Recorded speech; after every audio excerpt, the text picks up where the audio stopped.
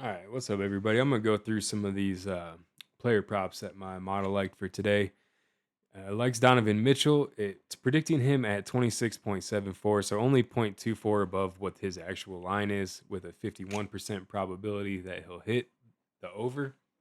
Um, but it actually liked him for a little bit lower. I was looking at this more as a parlay piece, maybe playing it at like a 20 to 25 range, depending on what lines you like and what odds you're trying to find. But on the road, he has been getting 26 points in the last 13 road games. That's out of the last 25 games. 13 were on the road that he played in. So for the season, almost 28 points on the road. He's hit that line in 20 or 59% of the games. Dallas is allowing almost 120 points allowed in their last 10 games. So they are giving up quite a few points. In the 10 closest games to Dallas defensively that Cleveland has faced, Mitchell has averaged about 31 and a half points against those teams.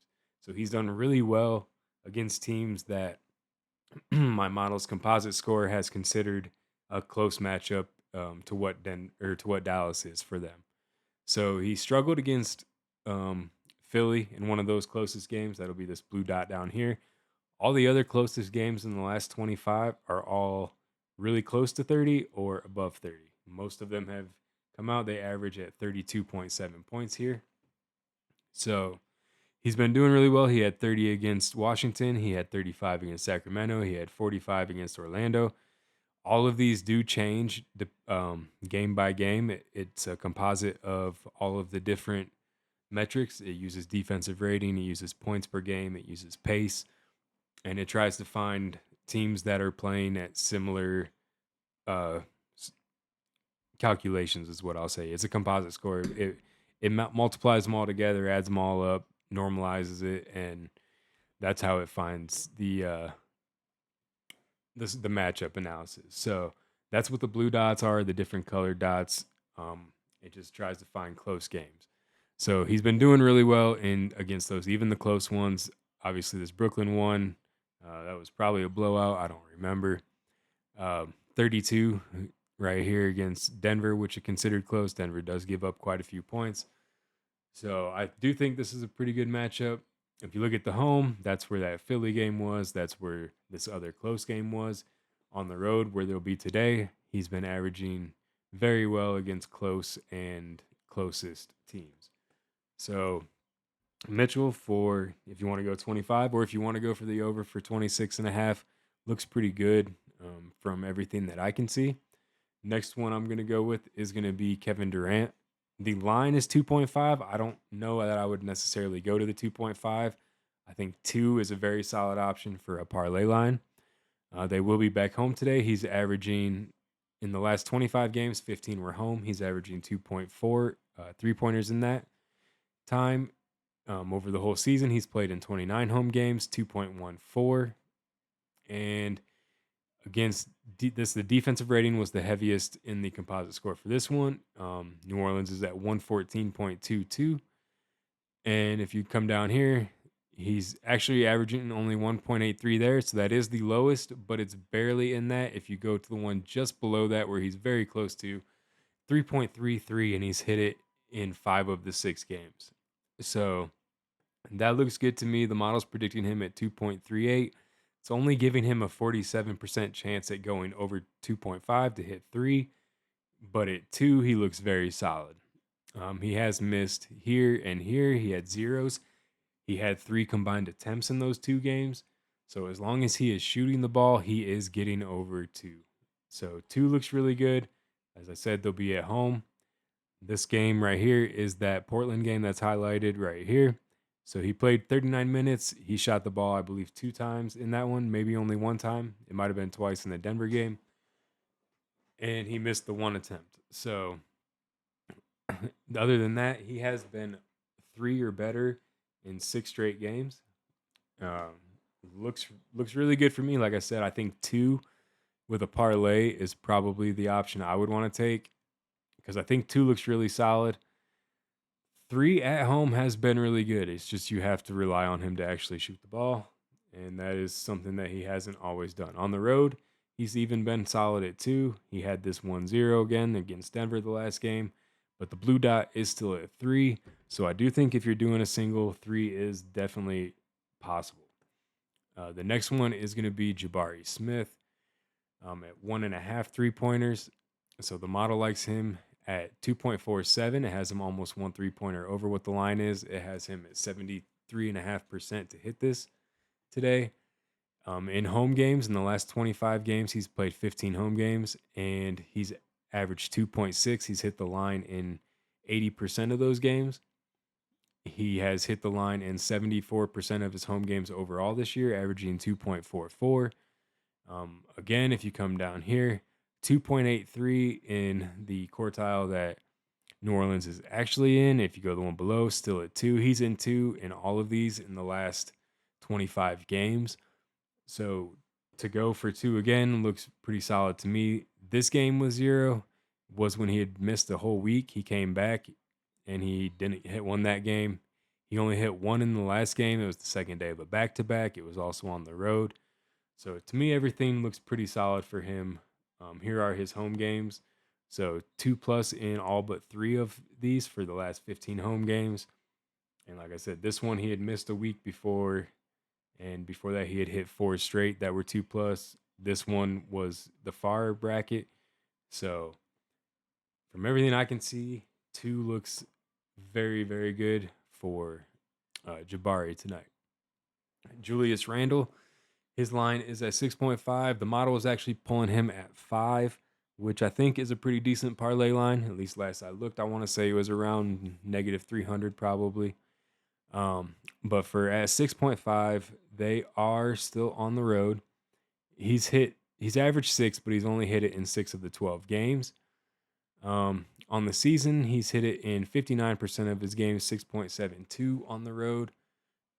Possessions is one of the things or the biggest one for rebounds, because more possessions, as long as the shots aren't all going in, should be more rebounds. So that's what it uses for rebounds. So here is 99.85 is where Golden State ranks. If you come down here, he has hit it in 4 of the 7 games, but he's only averaging 5.86. So again, the model is really liking him for 5. I do think this can go up. But 5 at a parlay line, I think, is your best bet. The model does have him predicted at 7 and does give him a 58% chance of going over this 6.5 line. He did have 9 against them in the last matchup. So it's not showing on here, but he had 9 and he's gone over the line in 80% of the closest games. He's been averaging 7.8. So these are his overall games. Again, the blue dots will be the closest matchups. The orange ones will be the next closest. So all of them have been 6+, except for this one in the closest or close matchups since back here early February, whatever game that was. So if you go to the home games, he's been doing pretty well at home. Go to the road. He has struggled a little bit more on the road, but I do think this is a good matchup. Golden State being banged up the way that they have been should give him a lot of opportunities. It looks like one of his main people to go against is going to end up being Brandon Pajemski, the next person on my list. He's coming in. His line is at 6.5. If you look back earlier, it wasn't looking too good, but with all the injuries, I mean, his rebounds have definitely been going up.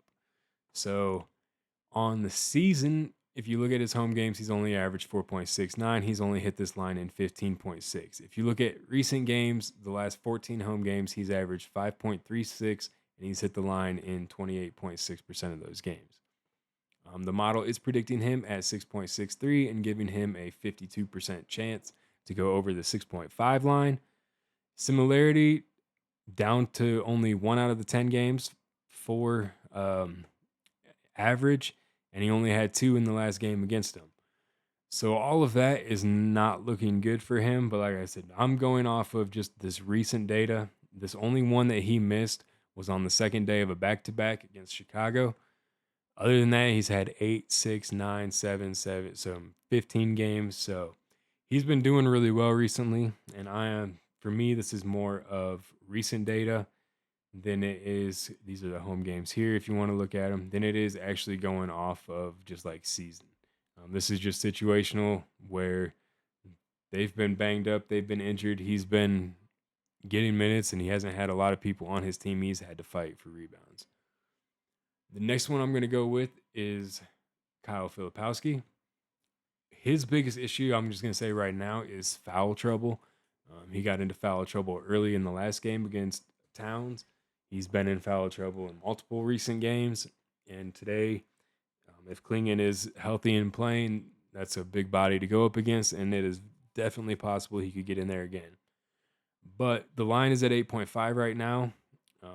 They are playing on the road. In his last 12 road games, he's averaged 9.92 and hit that line in 58% of the games. On the season, not as good, only 29% of the games, averaging 6.94. The model has him predicted at 10 rebounds today, has him 66% chance to go over. And in the 10 closest games by similarity, he's hit it in 4 of the 10 games, and he's averaged 7.7. The last game he played against them, he did have 9. You can see that game down here. That one was at home, and he had 9 in 29 and a half minutes.